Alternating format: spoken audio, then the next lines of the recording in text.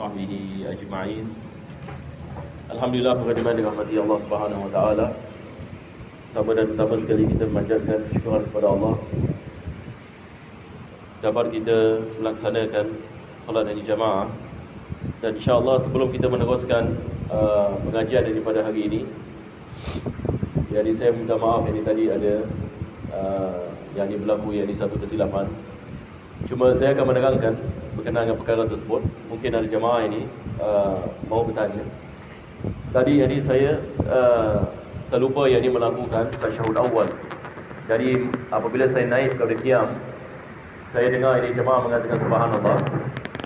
Akan tetapi hukumnya adalah kalau imam sudah naik ini kepada qiyam pada rakaat yang ketiga, dia tidak boleh kembali kepada tasyahud awal. Itu sebab saya tidak duduk kembali. Tapi saya mengetahui saya terlepas tasyahud awal tadi. Dan saya minta maaf ini. Hari ini saya pun kurang sihat. Jadi saya naik daripada rakaat yang ketiga tanpa melakukan tasyahud awal. Jadi saya meneruskan ya. Apa ni? Dengan handphone. Jadi tadi bila saya naik pada rakaat yang ketiga, saya teruskan solat sampai habis. Jadi melakukan sujud sahwi. Jadi sujud sahwi ini dia menampalkan kekurangan yang ada pada solat. Itu saja saya nak terangkan berkenaan dengan perkara tadi. Dan insya-Allah ini perkara ini tidak akan berlaku ya. Mudah-mudahan ini insya-Allah taala. Tapi kalau sekiranya sebelum saya naik, kalau saya ingat yang saya tertinggal tasyahud awal, saya akan kembali kepada duduk. Tapi masalahnya saya dah naik, dah qiyam, dah mula baca Fatihah. Jadi saya tidak boleh kembali ini kepada ini tasyahud awal. Dan kita dalam mazhab Syafi'i, tasyahud awal ini hukumnya sunnah ab'an. Itu sebab dia ditampalkan dengan sujud sahwi. Kalau kita tertinggal, dia bukan dikirakan sebagai ini rukun. Sekarang ini insya-Allah kita akan meneruskan dalam pengajian kitab ini Risalah Al-Jami'ah karangan Al-Imam Ahmad bin Zain Al-Habsyi. Dan kita masih berada di dalam fasal berkenaan dengan ilmu akidah. Minggu lepas kita sedang membicarakan tentang sifat-sifat al-ma'ani. Dan sifat ma'ani seperti mana kita maklum, kita ada 7 sifat. Dan sifat ma'ani yang dimaksudkan adalah sifat yang ada pada Allah. Ini yang dimaksudkan dengan sifat ma'ani. Sifat yang ada pada Allah Subhanahu wa taala. Jadi 7 sifat ini yang kita telah membicarakan. Pertama sekali adalah sifat ilmu. Yang kedua adalah sifat iradah. Yang ketiga adalah sifat qudrah. Yang keempat adalah al-kalam. Yang kelima sama' dan basar. Dan akhir sekali kita ada sifat al-haya. Jadi kesemua sekali kita ada 7 sifat. Minggu lepas saya telah membicarakan 3 sifat. Sifat ilmu, sifat iradah dan sifat qudrah. Hari ini insya-Allah kita akan mulakan dengan membicarakan sifat al-kalam. Sifat al-kalam. Al-kalam ini adalah daripada sifat ma'ani. Sifat yang ada pada Allah Subhanahu wa taala. Jadi bila kita mengatakan sifat Allah, semua sifat Allah adalah qadim. Semua sifat-sifat Allah Subhanahu wa taala yang ada pada Allah, dia adalah qadim. Apa maksud qadim? Yakni maksudnya azali. Azali maksudnya dia bukan makhluk. Dia bukan makhluk. Yakni dia adalah sifat yang ada pada zat Allah Subhanahu wa taala yang tidak ada permulaan baginya. Yakni kita tidak boleh mengatakan sifat Allah menciptakan sifat yang tidak ada. Yakni sifat Allah yang ini bukan makhluk. Jadi dia bersifat qadim ataupun bersifat azali. Jadi ilmu Allah kita mengatakan Allah mengetahui segala-galanya. Segala-galanya yakni diketahui oleh Allah Subhanahu wa taala semenjak azali. Semenjak azali Allah Subhanahu wa taala sudah mengetahui segala-galanya. Sebelum wujud segala-galanya. Dan tidak ada perubahan bagi ilmu Allah Subhanahu wa taala. Kita mengatakan mustahil Allah mengetahui sesuatu tetapi dia salah faham, mustahil. Yani Allah Subhanahu wa taala ilmunya kita mengatakan tidak ada kecanggahan baginya. Yani maksudnya apabila Allah Subhanahu Wa Taala mengetahui satu perkara, ia pasti berlaku. Allah mengetahui yang kita akan datang ini ke Masjid Khalid ini hari ini, maka kita datang ini ke Masjid Khalid berdasarkan kepada ilmu Allah Subhanahu Wa Taala yang sudah mengetahui perbuatan kita sebelum dia menciptakan kita. Dia sudah mengetahui sama ada kita beriman ke tidak beriman. Dia sudah mengetahui berapa lama kita akan hidup di atas muka bumi ini, apa yang kita amalkan besok dan sebelum kita meninggal. Dia sudah mengetahui apa yang akan berlaku dalam alam barzakh apabila manusia dibangkitkan di mahsyar. Segala-galanya sudah diketahui oleh Allah Subhanahu Wa Taala semenjak azali. Dan tidak ada perubahan bagi ilmu Allah. Tidak ada perubahan yang dibagi ilmu Allah Subhanahu Wa Taala. Dan ini sebagai murajaah saja, ulang kaji. Yang kedua, kita membicarakan tentang sifat iradah. Allah berkehendak. Kehendak Allah juga azali. Kehendak Allah Subhanahu Wa Taala azali dan tidak ada perubahan bagi kehendak Allah. Mustahil. Mustahil Allah berkehendak sesuatu lepas itu dia tak jadi. Ini kita nak kena renung sikit ya. Sebab ini pula ramai jemaah menanyakan tentang perkara ini. Lebih-lebih lagi berkenaan dengan qada dan qadar. Apabila Allah Subhanahu Wa Taala dia berkehendak sesuatu perkara untuk berlaku, kita mengatakan kehendak ini azali, dia tidak boleh berubah. Azali, maksud azali dia adalah sesuatu yang tidak ada awal yang dibaginya. Allah sudah berkehendak segala-galanya sebelum dia menciptakan segala-galanya. Segala-galanya berlaku dengan kehendaknya. Segala-galanya berlaku dengan kehendaknya. Dia berkehendak kita datang ke Masjid Khalid hari ini, maka kita datang ke Masjid Khalid. Segala-galanya berlaku dengan kehendaknya. Mustahil satu perkara boleh berlaku, Allah tak nak, Allah tidak mahu, tapi ia berlaku. Ini mustahil. Kalau sekiranya seorang Muslim dia mengatakan Allah berkehendak sesuatu tapi ia tidak berlaku, apa maksudnya? Ini masalah besar. Maksudnya Allah Subhanahu Wa Taala tidak maha berkehendak dengan menyeluruh. Ada perkara yang boleh memberi kesan kepada Allah dan ini adalah mustahil. Jadi kita mengatakan segala-galanya berlaku dengan kehendak Allah Subhanahu Wa Taala dan kehendaknya tidak boleh berubah. Kehendaknya ini tidak boleh berubah. Yang ketiga, kita membicarakan tentang kuasa Allah Subhanahu Wa Taala, qudrah. Maka kita mengatakan segala-galanya diciptakan oleh Allah, segala-galanya. Selain Allah tidak ada kuasa. Selain Allah Subhanahu Wa Taala tidak mempunyai kuasa. Ini maksud la ilaha illallah. Tidak ada Tuhan yang melainkan Allah. Tidak ada perkara yang dapat memberikan kesan melainkan Allah Subhanahu Wa Taala. Allah yang memberikan kenyang, bukan makanan yang memberikan kenyang. Kita apabila kita lapar, kita makan makanan, kita rasa kenyang. Bukan makanan yang memberikan kepada kita kekenyangan. Apabila kita haus, kita minum air. Apabila kita minum air, haus kita hilang. Adakah air yang menghilangkan haus saya? Tidak. Air asbab, sebab. Makanan adalah sebab. Doktor dan obat adalah sebab.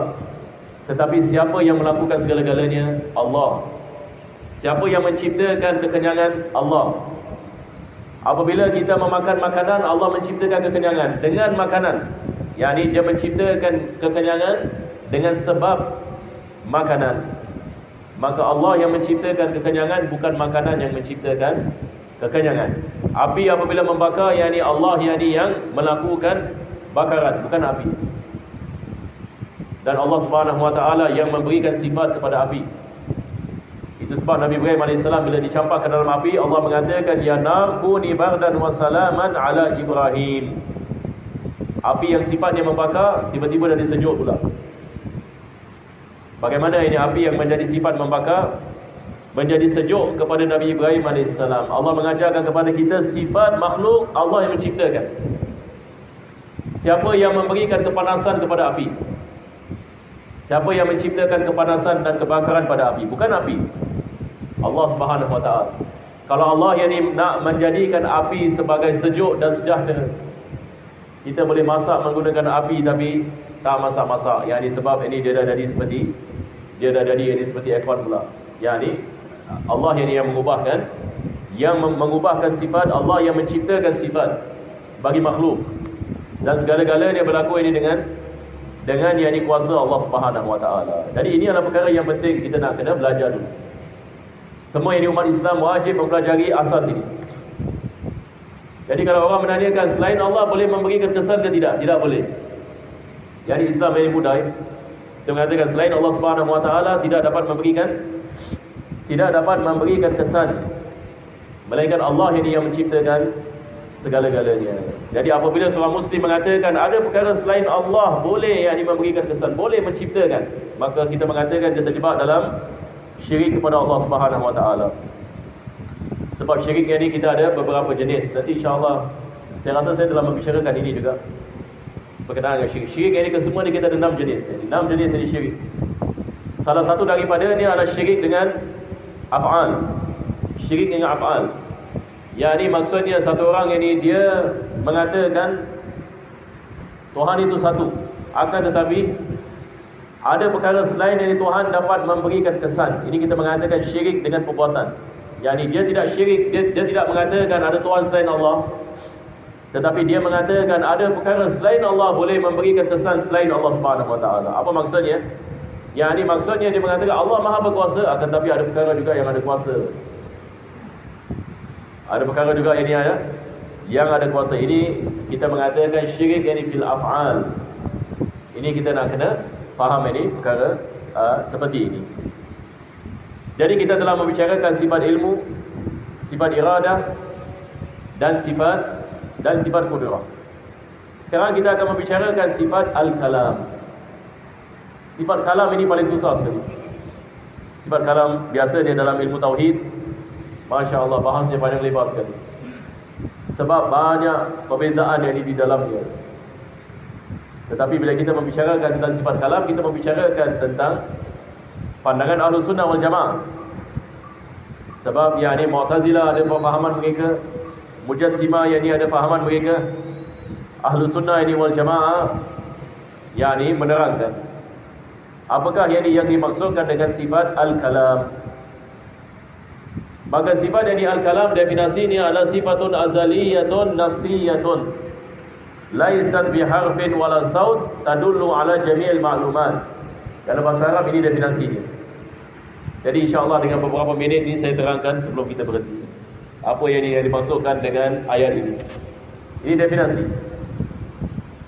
Jadi dia adalah sifat azaliyah. Pertama sekali definisi ini mengatakan sifat kalam dia adalah sifat azaliyah. Maksudnya dia bukan makhluk. Kalam Allah Subhanahu Wa Taala bukan ciptaan, tetapi dia adalah sifat. Sifat yang ada pada Allah. Seperti mana kita mengatakan sifat yang ada pada Allah tidak boleh menjadi makhluk. Dia adalah azali. Bila kita mengatakan makhluk yang dimaksudnya dia diciptakan, maka sifat Allah bukan diciptakan. Dia adalah sifat yang ada pada zat Allah Subhanahu Wa Taala. Jadi dia adalah sifatun azaliyatun nafsiyatun. Kalam Allah Subhanahu Wa Taala adalah nafsiyah. Nafsiyah. Apakah yang dimaksudkan dengan nafsiyah? Yani saya mungkin memberikan misal dulu ya. Dalam bahasa Arab, bila kita mengatakan misalan kalam, yani perbicaraan, perbicaraan ada 2 jenis. Kita ada perbicaraan dengan lafaz dan kita ada perbicaraan dengan nafas.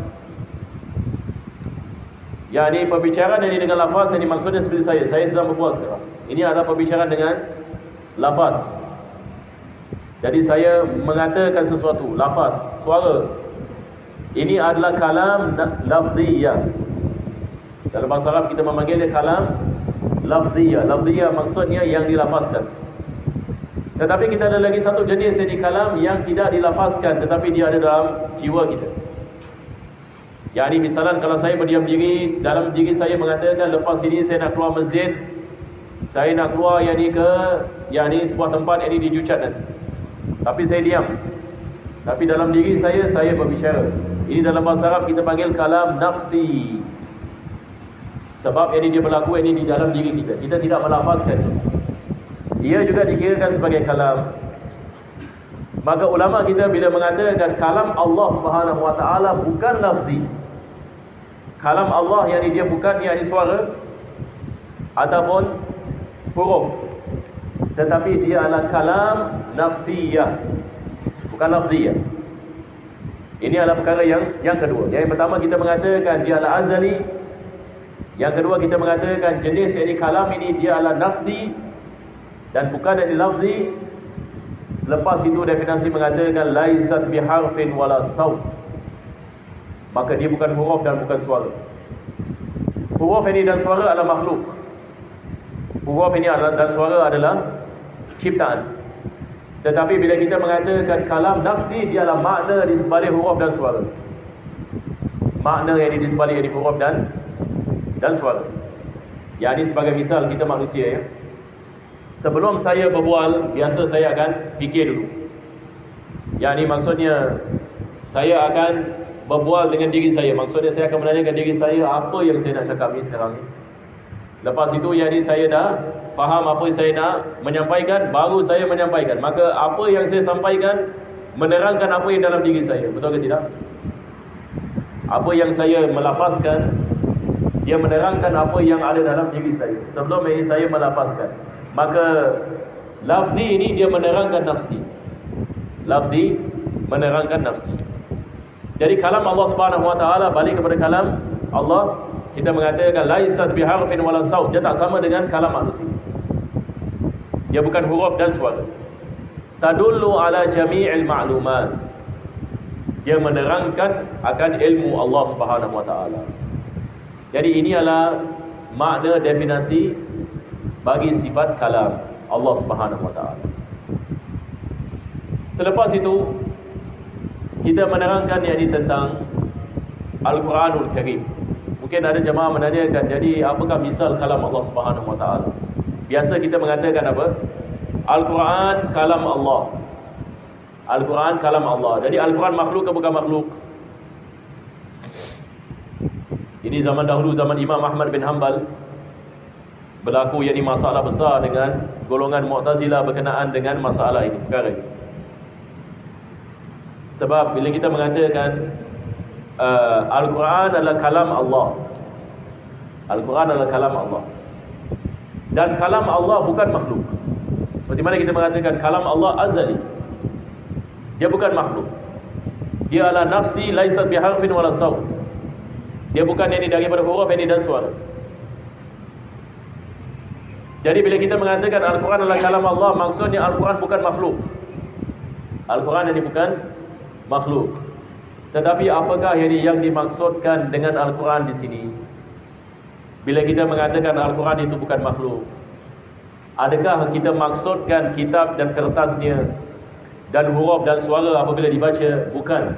Yang dimaksudkan adalah makna di sebalik huruf dan suara. Jadi bila kita lihat ini kepada kitab ini Al-Quranul Karim, kertas ini dia adalah makhluk. Betul ke tidak? Kertasnya tidak ada syak, dia adalah makhluk. Tetapi apakah bila kita mengatakan Quran bukan makhluk? Apa yang dimaksudkan dengan Quran di sini? Yang dimaksud dengan Quran di sini adalah kalam nafsi. Yang ini maksudnya dia adalah makna di sebalik huruf ini dan suara. Ini yang kita mengatakan kalam Allah Subhanahu wa taala yang azali, yang bukan makhluk. Itu sebab Al-Imam Syafi'i apabila ditanya oleh kaum ini Mu'tazilah, adakah Al-Quran itu makhluk ke bukan makhluk? Apa dia jawab? Dia pegang Al-Quran. Dia mengatakan, kalau engkau maksudkan Al-Quran ini, yang dia pegang pada tangan ni, Al-Quran ini makhluk. Tetapi kalau sekiranya yang dimaksudkan adalah kalam yang nafsi ataupun makna di sebalik huruf ini dan suara, maka itu adalah azali. Lepas dia Mu'tazilah dengan Imam Syafi'i, dia tak tangkap pula Imam Syafi'i, tapi dengan Imam Ahmad berbeza. Saya ambil sedikit masa terangkan Imam Ahmad ya. Imam Ahmad ni dia agak beza sedikit ya. Dia lain sikit. Apabila dia ditanya Al-Quran ini makhluk ke bukan makhluk, dia mengatakan Al-Quran bukan makhluk. Kaum Mu'tazilah ini mereka dipandai. Jadi mereka tanya kepada Imam Ahmad, apa Quran yang kau maksudkan? Imam Ahmad tidak menjawab mereka. Yakni dia tidak membezakan Di antara yakni Quran yang dipegang dengan Quran yang dikalam ini Allah Subhanahu wa taala nafsi, walaupun dia mengetahui, tetapi dia sengaja tidak mau menjawab ini perkara ini sebab dia mengetahui kaum Mu'tazilah menafikan kalam bagi Allah. Kaum Mu'tazilah mereka mengatakan tidak ada kalam Allah sebagai sifat, mereka menafikan. Jadi Imam Ahmad bin Hanbal apabila mengetahui fahaman mereka ada sedemikian, maka dia tidak menerangkan. Jadi apabila dia tidak menerangkan, bila mereka menanyakan kepadanya apa yang dimaksudkan dengan Quran, apa yang dimaksudkan Quran, dia tidak membezakan. Dengan itu mereka menangkap dia. Dan mereka menuduhnya macam-macam. Mereka menuduhnya macam-macam, yakni seolah-olah dia mengatakan hatta Al-Quran yang bentuk kertas ini juga ini bukan makhluk, dan mereka mengatakan ini tidak masuk akal. Bagaimana dia boleh beriman kepada perkara yang ini tersebut dan sebagainya. Jadi ini berlaku pada zaman mereka. Dan beliau dipenjarakan beberapa tahun. Dan beliau dipukul hingga hampir meninggal dunia. Ini kisah ini Imam Ahmad Ibn Hanbal. Dia dikenali sebagai fitnatul Quran, sebagai di zaman ini fitnah khalqil Quran. Jadi sama ada Al-Quran itu makhluk atau bukan makhluk. Zaman sekarang kita tak membicarakan perkara ini. Kita tak dengar ini orang mengatakan Quran ini makhluk ke makhluk, melainkan ini jarang. Tetapi ini berlaku pada zaman dahulu. Jadi ini sikit sebanyak apa yang dimaksudkan dengan kalam Allah Subhanahu wa taala. Saya harap insya-Allah para jemaah sekalian yang dapat memahaminya. Saya tak tahu kalau ada soalan daripada jemaah, bolehlah insya-Allah bertanya. Dan kita boleh mengambil sedikit masa untuk menjawab kemusykilan kalau ada. Tapi kalau tidak ada, insya-Allah minggu depan kita akan meneruskan. Kita tinggal lagi 3 sifat. Sifat sama, basar dan juga al-haya. Wa ila harakat Nabi sallallahu alaihi wasallam al-Fatihah. Bismillahirrahmanirrahim. Alhamdulillah.